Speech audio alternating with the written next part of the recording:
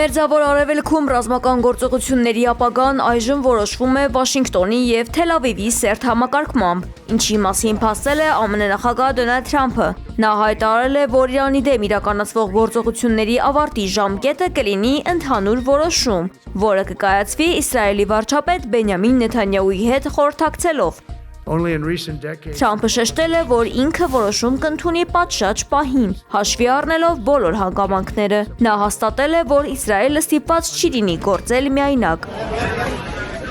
Չնայած այս վճռական հրետորաբանությանը, Իսրայելի ներսում անհանգստությունը տեսանելի է դարձել Բեն Գուրիոն օդանավակայանում։ Հազարավոր իսրայելցիներ և երկխաղացիություն ունեցողներ հերթեր են գոյացրել երկիրը լքելու և Եվրոպա ու ԱՄՆ մեկնելու նպատակով։